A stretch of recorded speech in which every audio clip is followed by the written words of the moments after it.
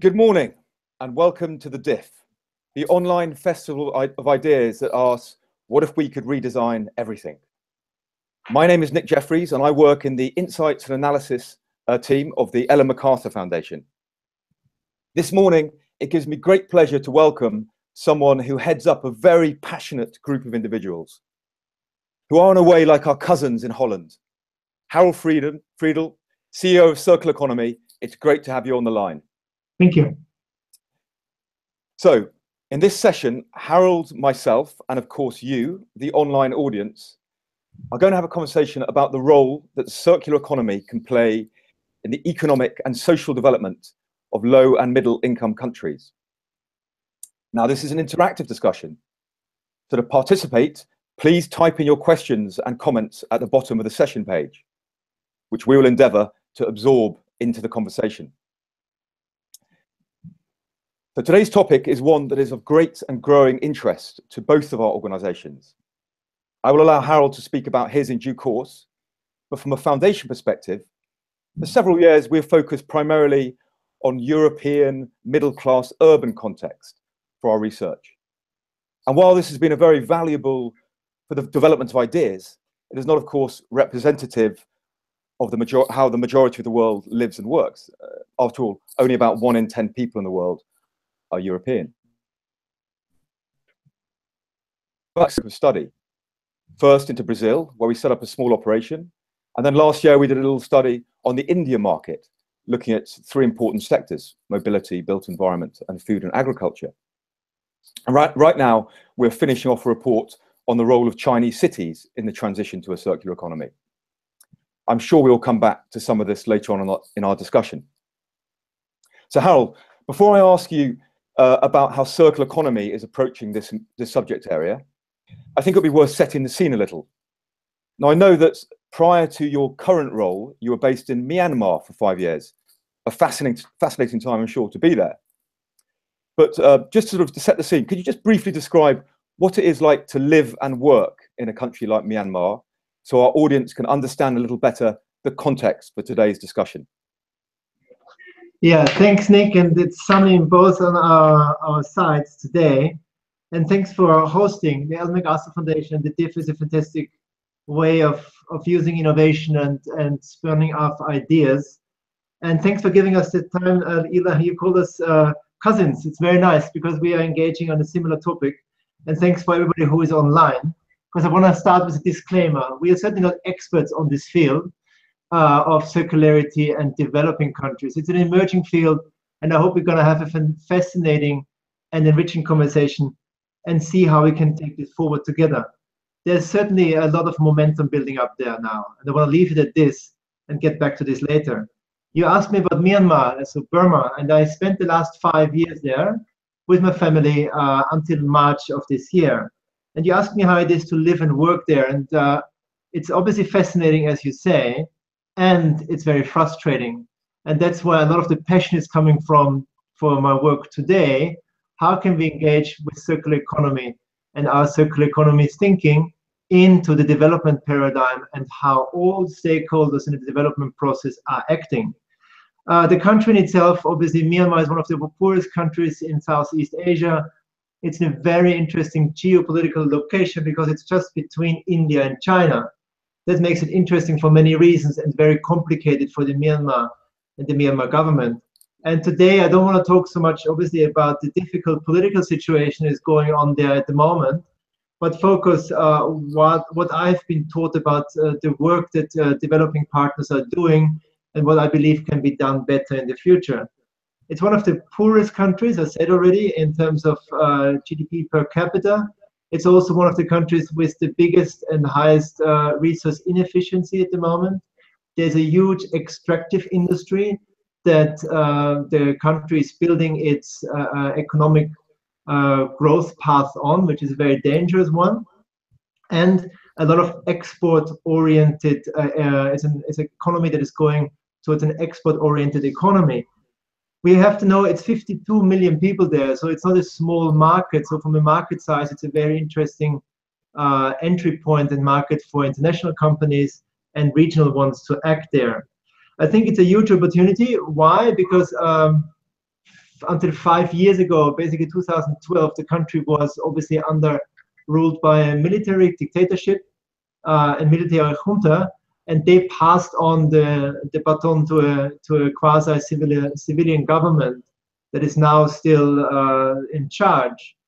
At the same time, in 2012, a lot of development actors came in. So multinational development banks, regional development banks, bilateral development aid.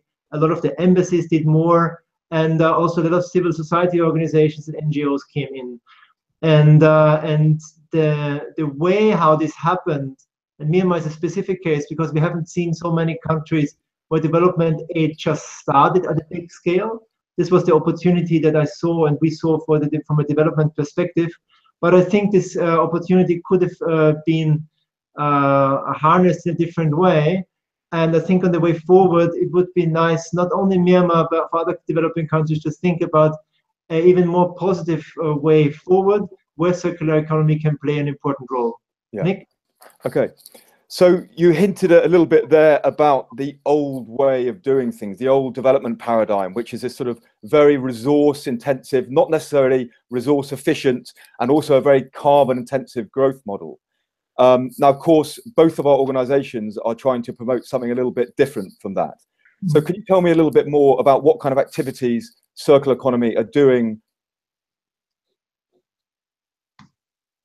and the development of countries like Myanmar?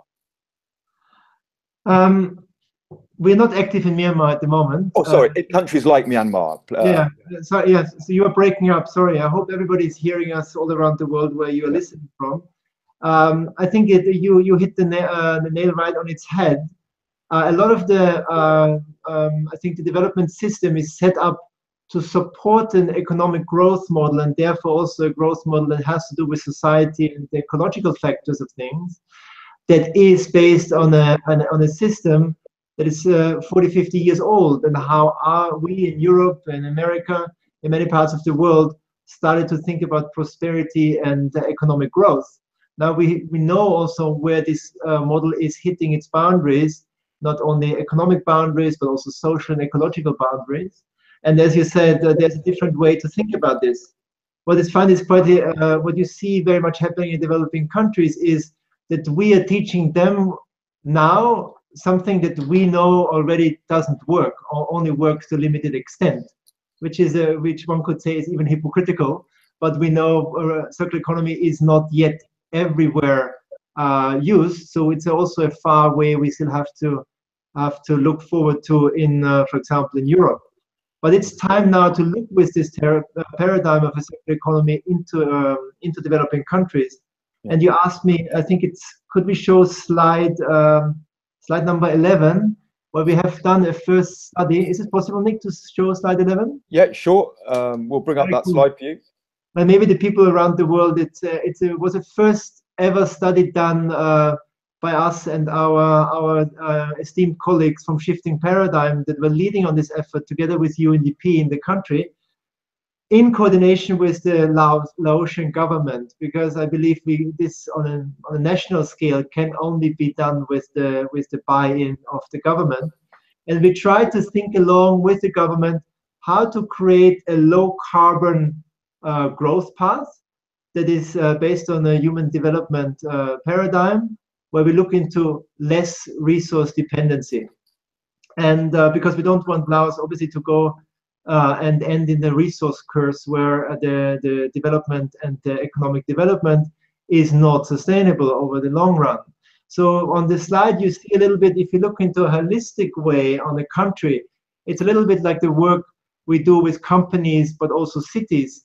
If you don't only look into a certain sector, let's say tourism or into energy, but if you take a holistic views on how resources, human resources, energy resources, how they flow through a country, you can see maybe what was a smarter way of dealing with these resources, and maybe a different way of imagining them in the future.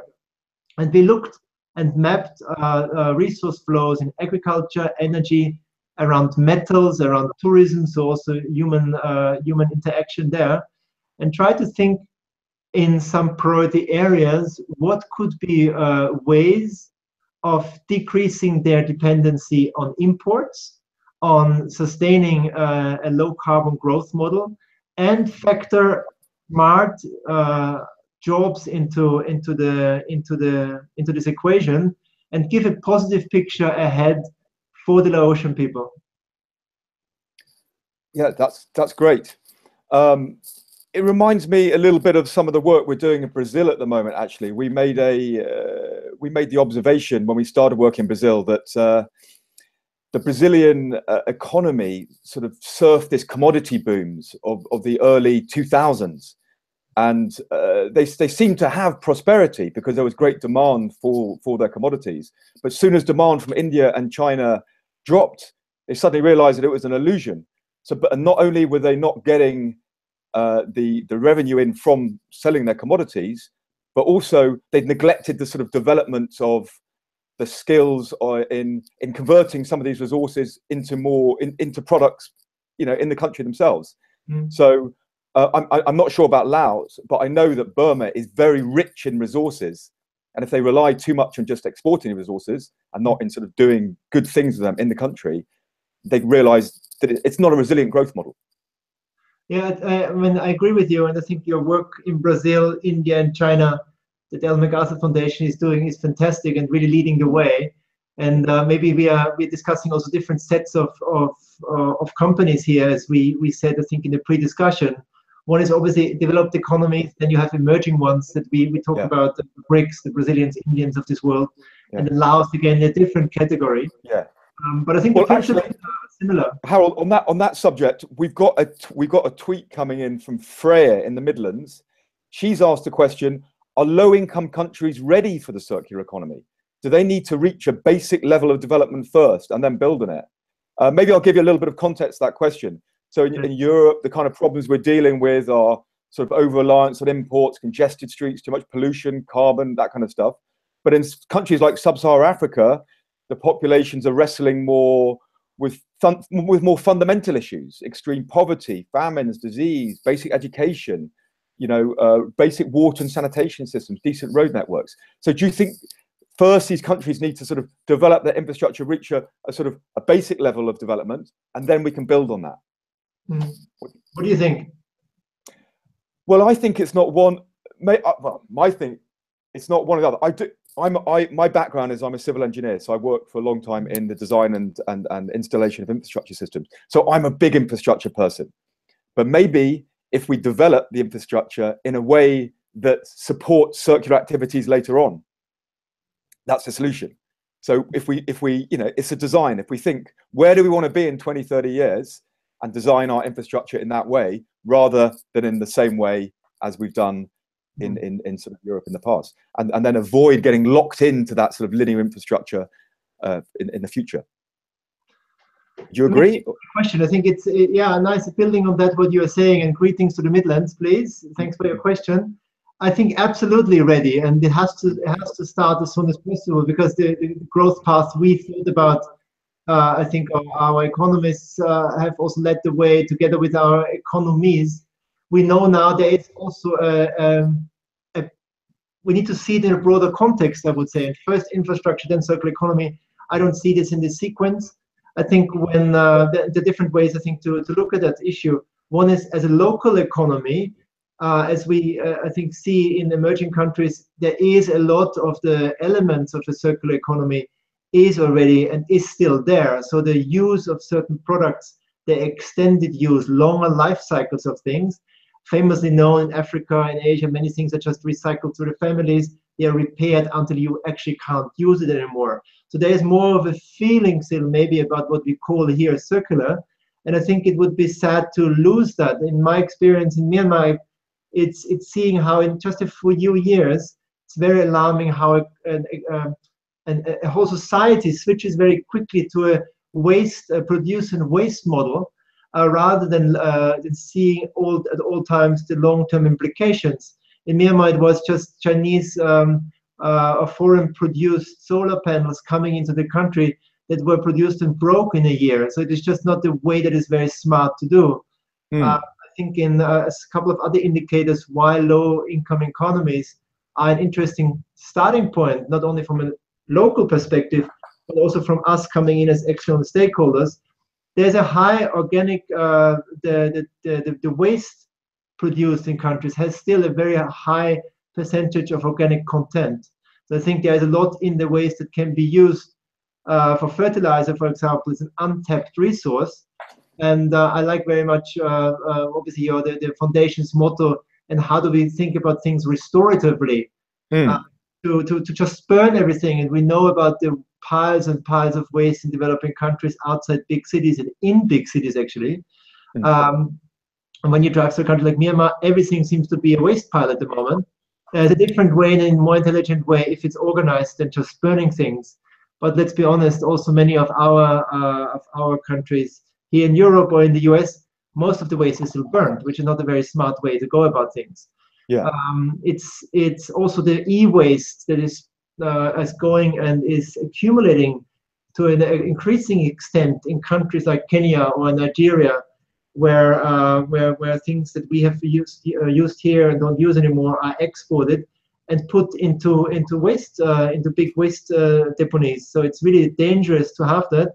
And the question is, how can we help already now to do it? We're involved in a bigger project with the World Economic Forum, which its members is very active there. And often it's because the extent is so large and the scale is so large, there's a tendency and a willingness also to get the regulators, the governments in. I think the PPP platforms, public-private partnership platforms that are being built at the moment, also with support of World Economic Forum, are really interesting ways to look at that. I want to add one more component here. What really woke me up when I was working in Asia, there's a lot of money, development money spent at the moment. This is billions and billions of dollars by World Bank, IFC, the Dutch, because we're from here in Holland, Dutch Development Bank, Austrian, British development banks, etc. The question is also, how do these development banks, multinational, regional, ADB, for example, Asian Development Bank, how are we using and what frameworks are we using to use that money? Because these developing banks could play a huge role in the transition to a circular economy. There I see a big opportunity and actually a big responsibility. I completely agree with you. This is this is a sort of something we discussed actually earlier last week in the foundation. So we have, of course, the building blocks of the circular economy, design, reverse logistics, business models, but then the enabling conditions are very important. And one of the enabling conditions is, how can we get finance to work, with, and support the circular economy? Where is a lot of the finance coming from for development of Asia and Africa? You're right, the international development banks. Can we embed? We need to basically improve and increase their knowledge within these organizations. I mean, I don't know, I haven't had much contact with them for the last 5-10 years, but do you think the people, the portfolio managers in these big international development banks, are they aware of this concept? It's a good question. Is it quite new to them? Our responsibility to go out there and make them aware. Yeah, I think so. We also to start with ourselves. Yeah. And I'm sure we can have. I know that some development banks are looking into this issue area of circular economy. I think we have to take a better. Maybe we can join forces there, and also maybe starting to engage them and say, this is an interesting way of looking at things. I found especially the desk officers, the portfolio officers, but also management of development banks, of bilateral organizations, are very, very interested in new development issues that can shape development work in a new way. As we know, as this is all embedded into policy frameworks and matrices and log frames, it will be quite a path to change it. Yeah. I think our work in Laos in our next step will be interesting. Can we find partners, investors in the local side, but also from a multilateral system, to engage on projects that actually have a very positive impact for the people there? Call it circular economy, call it the even better sustainable economic development in these countries. It's not so much about the name, but the thinking systems and thinking into this integrated system of economic development is important. We all want that economic development, that higher income is reached in these countries. How do you balance this with human development? This is such an important question that we often forget, and it's difficult to solve. And how do we solve it and bring it into the question of finite resources on this planet and the ecological development of our planet. Think about it in this framework, and I think there are certainly intelligent pathways forward. And yes, I agree with you that we have to do a lot of thinking and investment on awareness raising on our part, on the multilateral part, and we should start tomorrow. Great. We've got a few more questions coming in, Harold. So let me just fire some at you. How do you see the role of the informal sector in the transition to the circular economy? So let me just remind the audience about the informal sector. In our study that we did on India last year, we identified that over 90% of the Indian workforce is engaged in the informal sector. So they're not, say, registered in this sort of the formal work machinery of the state. So it's such a huge part of the workforce. I read that in Peru, 80% of urban transport systems are provided by the circular by the informal sector. So we obviously we can't ignore it. So how do we engage them? What do we see their role? It's a good one. I think because the informal sector, I guess we have to first define the informal sector. What is informal, and how would you define formal and informal? Yeah, I guess this is the sector that well, they I don't suppose they're part of the tax regime. They don't have any employment rights. Yeah, that's a nice one. I think they're not a formal registered company. I think, yeah, it's funny. Yeah, it's a big part of the economic system, and we still call it informal. So it's also an interesting way of approaching it. But I guess being outside of the tech system and somehow the socioeconomic networks that you have there, and that are limited in developing countries as well. So it's an important economic force. Let's be very clear about this. And I think it's a lot smaller companies or one-people shops, people who just try to make a living. And I just when I went out of my house in Myanmar, I had everywhere outside in the street big piles of waste, and there were people who were collecting and separating. These were individuals, plastic bottles out of these waste piles, then glass bottles. They were also looking at organic waste, I believe, wood, just things they can use, right? So it's nearly like what we are trying to do, I think, with our organizations here. Look at this pile of waste, but let's separate out all these issues because it's crazy. They are all resources that can be used. And I think there the informal sector is playing an important part in recycling this waste. That's why I think the assumption also of a very good paper that was recently written by Chatham House. They said it's a big opportunity, and there might be that emerging countries are still more circular than we are here in the West. That's why I guess we can learn a lot from it. It's also a risky assessment because it means that our system, our capitalist system, is also overriding a lot of this positive development. So I think in our work in developing countries, we have to be very careful to preserve, as one of our principles of work, what is already there. I think the interesting thing is when you have all these individuals who are, for example, collecting waste, recycling the waste already, which is highly important. How can you scale this? I think the question is also scale, because the individuals will not be able to do this in large scale. I guess many ants also can make a big pile, but it's in Myanmar, for example, the infrastructure needed to be put in place. And colleagues of mine are starting projects there to turn fertilizer into energy, or fertilizer, organic waste into fertilizer, which is a very smart way of replacing imports for fertilizer from foreign countries, which is income generating and could be generating hopefully more jobs, also formal jobs. So I believe there's a lot there, and I also believe, thanks for the question, a lot of work needs to be done to understand this informal sector for us more. I see it at the moment as a big opportunity to learn from, but also to utilize in terms of scaling circular opportunities. Yeah. I was reading a book, or the intro to a book the other day. It was called The Other Path by Hernando Soto, as a Peruvian economist. Now he observed, to research his book, he tried to set up a small factory in Peru, and he said I'm not going to pay any bribes. That's the key thing. The only time I'll pay bribes is just to sort of, if it becomes so stuck, just to sort of keep the process going. To just set up a small factory, he had to visit 10 government ministries and pay $1,800, which is equivalent of, say, 20 months wages. And so it's just very difficult to set up a formal business in these kind of countries, and people can't afford it, And so there are these obstacles.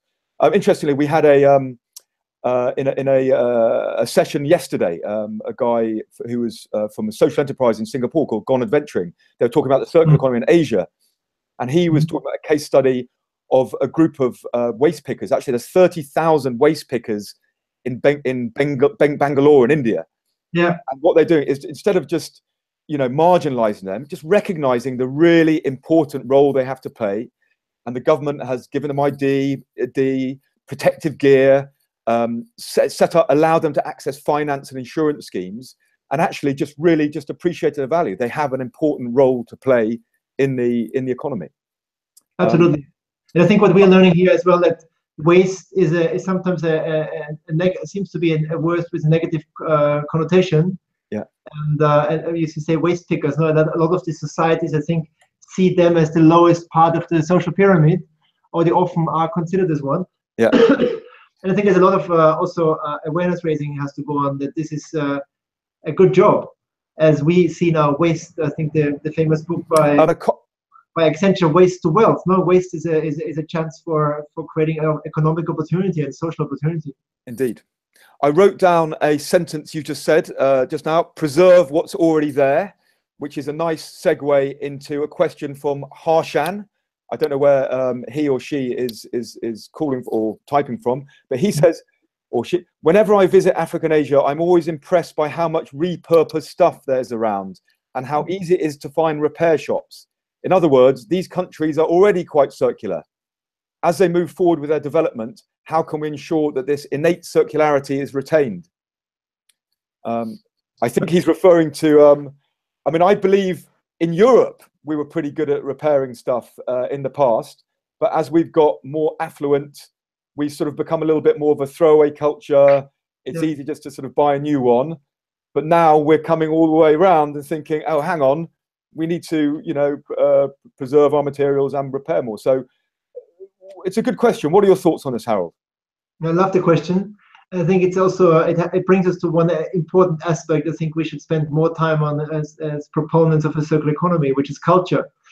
The culture there and the ingenuity and the entrepreneurial approach of the people in Africa that you have seen, and our colleague that is bringing the question has seen, is fantastic, isn't it? It's also a necessity and an economic opportunity. And because of the system, and that's why I'm so passionate about this question, wanted to bring it to DIF. And great that we have the opportunity to discuss today. How do we preserve it? I think we don't have an answer to that. One would be to say it is important, and we should do more research on the economic and social and environmental value of these activities, and also start to differentiate to say not everything we have done in the West and are exporting now. We are teaching them also our mistakes. For example, so development. We should be very aware and review the policies there and give it a circular scan, what the different development banks are doing. I think this would be a next step to make our policymakers and also the people who work in the development area in the NGOs very aware of this kind of new possibilities to way of thinking of things. It's not new, as you said. In the 50s, 60s in Europe, all this has been happening here as well. And I'm using baby clothes from the 70s. Because the quality is just much better, and it's my baby clothes my kids are now using, and luckily my mother kept. I wouldn't keep it because we are also in a society that gives many things away, and it has its pros and cons. But we certainly know the quality went down. And as you all know, I think the global movement, the repair cafes, is also what I think is even brought as a business model, but also as a social enterprise model, back to the world where we can learn a lot from what is going on in Africa and Asia. And I think to really review our policies, how we approach development, there's a lot to be learned, and I would be really excited to do an exercise where we still capture all these lessons learned, so not to forget them, and bring this awareness to all development partners. Hooray to that. Right, we've got another question coming here with one of my favorite words in it. Are there specific examples of leapfrogging the mistakes we made in the West? Maybe I can give a little bit of context to this, Harold. So I've worked in Africa for a number of years, and with the telecommunication systems, the fixed line systems that we started with, the copper wires in the ground, they just don't exist in Africa really, because they just jumped straight to mobile technology. Indeed, when I was there in Uganda in 2006, many of my Ugandan colleagues taught me things about my mobile phone that I didn't have a clue about. So mobile phones are quite a good example.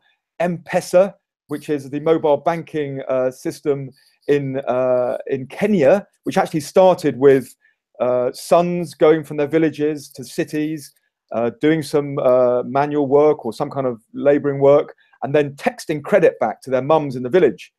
So it was actually just texting credit. From that, a mobile banking system developed that after 10 years, it's estimated about a third to a half of Kenyan GDP goes through M-Pesa. So that's a good example of leapfrogging. So have you come across, what do you think of this whole concept of leapfrogging, and do you have any examples, Harold? What was the question? Is leapfrogging towards circular economy? Are there specific examples of leapfrogging the mistakes we made in the West? Good question. Yeah, I think mistakes and good things it's always connected. Obviously, I like that circular economy is really another chance to leapfrog the development we are going through now. So the earlier we bring this kind of principles and we talk about these principles with relevant parties there, they will be able to leapfrog. Punto. I think that's it. Now, how do we make this happen? Technology is an important driver, I think, one. To improve policy making in the development sphere is another one. And now we need to get to concrete examples. I think you have mentioned one. Technology it's super important in terms of the sharing and the sharing economy as part of the circular economy. How can countries use assets more smartly by using technological assets? This is one. I think in Holland here as well, there's some interesting technological developments going on. I'm just reading here. For example, how can you use from manure and organic waste? How can you produce biogas? Would be an interesting one. And I think a lot of these technologies only have been developed in the recent years, and we see it happening now here. How can you use old wood to produce energy and electricity? And I think that's an interesting one to, as soon as possible, engage and transfer and start to transfer knowledge and open these export opportunities, to also open up the opportunities for these countries to engage in these new technologies. There's a lot happening in the energy space. Yeah. And I think that's very interesting. Another one is, to my mind, models of new business models around leasing. That not everything has to be bought, but leasing is an interesting one. And knowing big family structures in Africa and Asia, this might be a good one. Waste is becoming, obviously, I think the waste issue we have to think about more, because it seems like a lot of the waste is dumped also in these countries. So how can we look and deal with the e-waste problem better? We were involved in a very interesting project that tried to build a remanufacturing hub for e-waste. So it's also leapfrogging for me is avoiding putting the problem of the waste into developing countries, which we sometimes seem to do, and in more intelligent take-back schemes by global companies that we have been working on. Philips is a good example. They have built around their healthcare products a big remanufacturing facility and system around Rotterdam Harbor.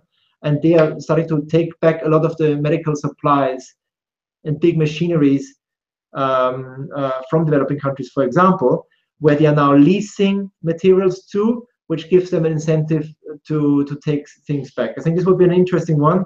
And certainly we need to spend more time on building a stronger evidence base on what it could mean, leapfrogging. Yeah. And we often talk about technology as a chance for leapfrogging.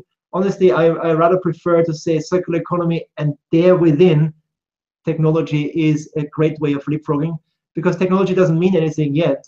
But what we want, or what I would wish for a country like Laos or China, and also our countries, is to focus on human development. What does it mean on the social, economic, and ecological side, and then how we can empower this through circular economy and technology. I think there's some great examples. Two that particularly resonate with me is the idea of these sort of nutrients in wastewater. And so, in India, there are tens or hundreds of cities that are going to be built in the next 30 years to accommodate the 450 million new citizens expected. If we can design the wastewater plants not as we did, back in Bazalgette in 1860, 1870, which is basically just to take wastewater away from the city and then dump it somewhere else. But if we can see wastewater what it is, which is an amazing store of nutrients, an amazing store of energy, and design wastewater plants to be basically protect public health, but also to recover these resources, that would be a great thing, a great leapfrog. Yeah. And the energy as well. Our grids in Europe are designed basically to generate energy at a centralized power plant and then distribute it. But if they could be designed from the beginning to accept from all these micro generation plants, that would also be a fantastic leapfrogging opportunity. Yeah. So yes, there's some great examples there. I think obviously many of the developing countries still have a very large agricultural sector to it. And I think even bringing these ideas that manure or organic waste could be used for biogas production. And we see this in Europe now. A farmer is not a farmer anymore. A farmer is a multi-entrepreneur on many levels, who is also can be an energy producer, can be involved in tourism, etc. To bring this kind of multifaceted thinking to the developing approaches would be interesting, because in agriculture, I think the approach and the money given is still often very monothematic, and I think monothematic is very dangerous. If you could bring up slide 12, I don't know if this is possible, because you triggered me. And in Laos, they are very rich in their water resources, and a lot of hydropower plants there are there already. And with in our study on Laos, again, thanks to UNDP and Shifting Paradigms for also spearheading this, there's an opportunity in a reservoir in itself. A reservoir is obviously a lifeline for water, a lifeline for life, for fish, etc. But it also could be used for fertilizer production when you grow certain algae there. And this doesn't mean it's not very high tech, but it needs attention and training for sure. And this would be an interesting investment opportunity, but also an interesting opportunity to create good local jobs, and also eventually, hopefully, some export products. How can you use these reservoirs in that way? And you see on the slide maybe what sometimes the whole debate is about boundaries and about we're running out of resources, etc. But we can also do it very beautifully, as you see in this picture, and really imagine a future we want to live in. Hydropower, I've been to many myself. Hydropower plants and reservoirs are often dead around. There's nobody there. But if you actually build a whole ecosystem around it, make it approachable for people, say how can we grow algae there, that's really a new way of imagining with them their future. And what is the algae used for, Harold? Say again?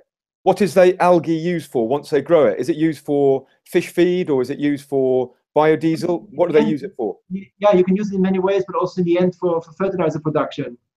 Okay, I see. So there are many interesting ways to create a positive new picture, and this I really like. And I wanted to bring in another concrete example, which is slide number 13, which was around ecotourism.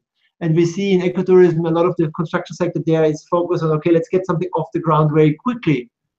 And there we started a conversation, how can you look into local resources for what they're doing, and maybe substitute concrete by domestic wood, so wood that is grown and is a regenerative resource. We again come back to restorative and regenerative, which is, I think, the power of the circular economy, because it's preserving what we have and taking care of nature. Indeed.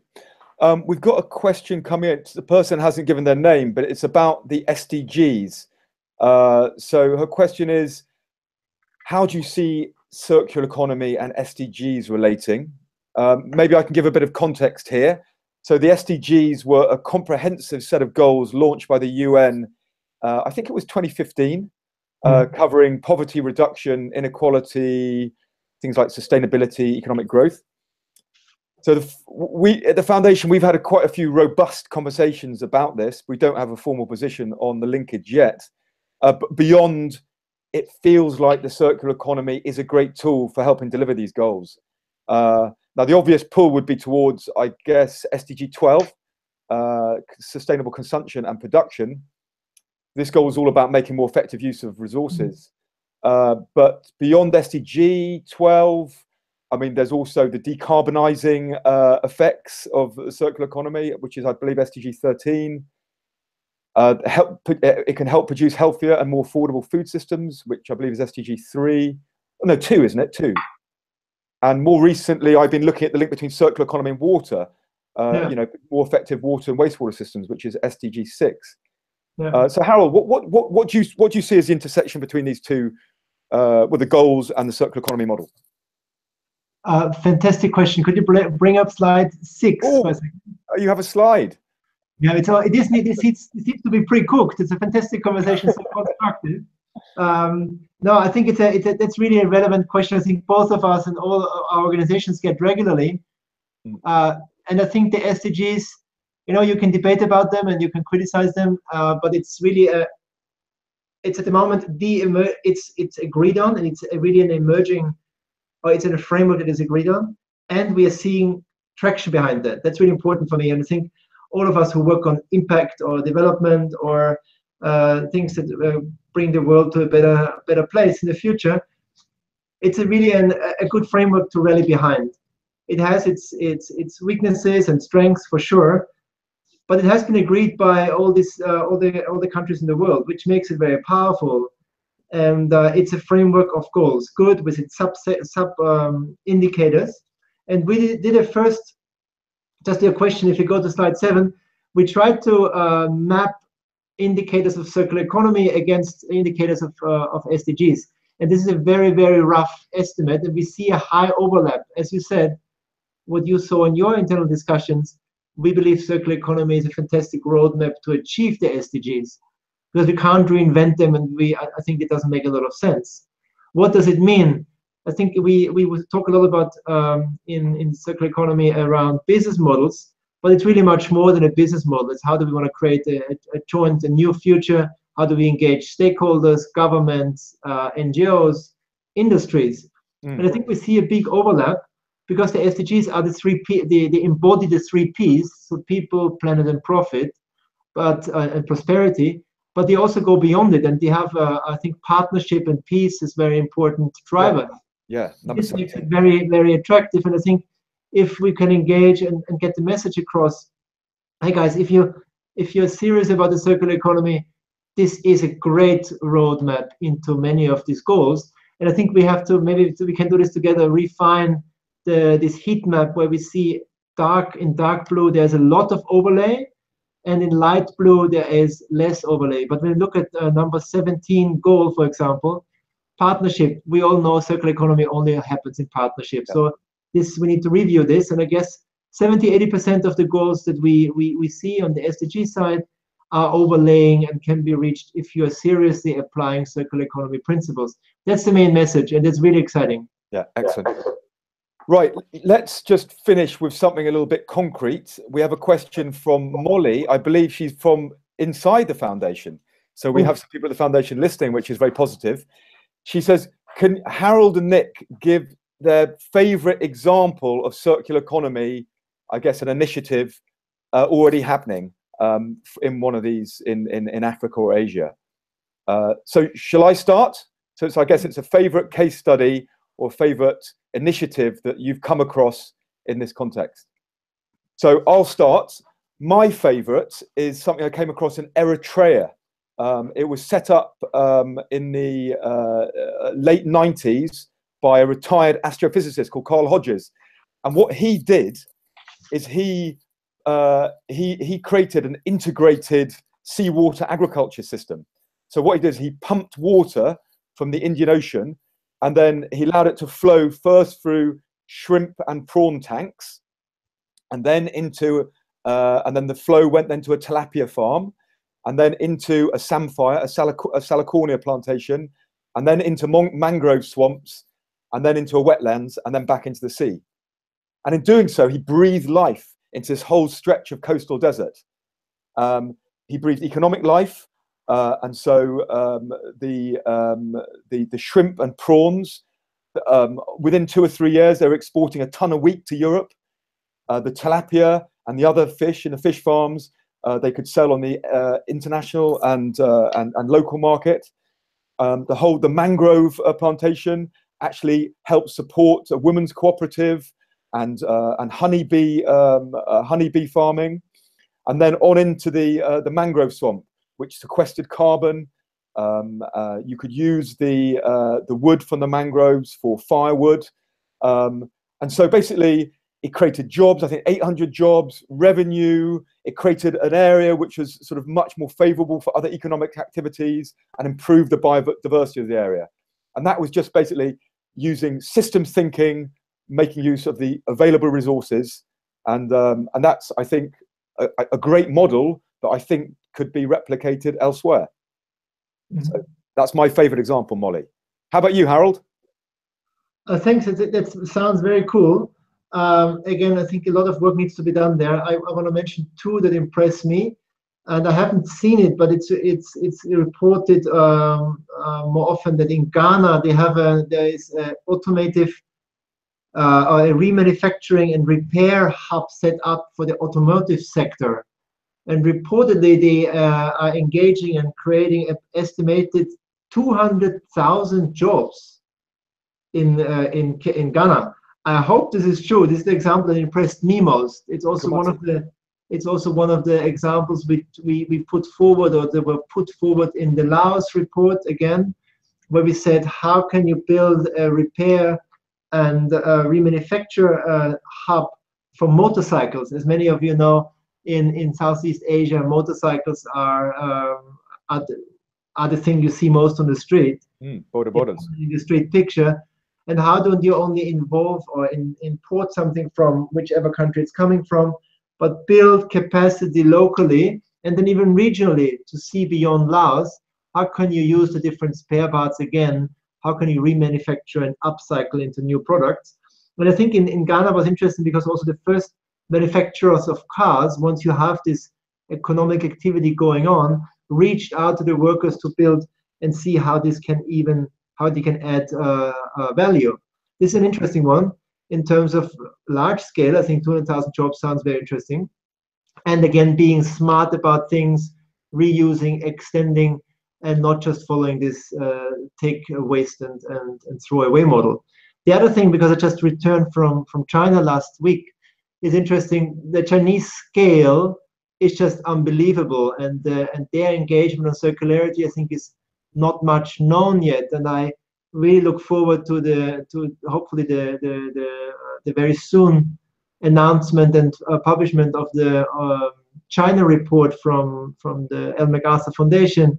We're really looking forward to that. I learned a couple of things in China. One was they are embarking on circular pilots in 100 cities at the same time. But that's really a scale that is unheard of, I think, and where we in Europe can learn a lot from. That's interesting. And they are also very interested in engaging more with us or players in Europe to say what we can learn and how did our own pilots actually work. So the scale and the commitment from the government, because of environmental necessities, social necessities, and also because they need to embark on a more sustainable growth path, are really impressive. And the Chinese have it since the year 2000 in their 5-year plans. That circular economy needs to be an integral part on their policy framework, which I found really impressive. Yeah, I think those are 2 great examples, Harold. I've actually visited the Kumasi industrial area. I was working in Ghana a few years ago, and it is very impressive. I think there's 12,000 businesses there. Mm-hmm. But one could say that is the informal sector. And one thing I did notice is that the safety conditions in places like that are pretty low. And so I think that is one really important thing we can do, and is to support and create more safe. I think even the week after I left, there was a terrible fire there, Yeah. there was a number of lives were lost. And so if we can acknowledge the important role of the informal sector and create safe conditions for them to do their work, I think that would be a really positive thing.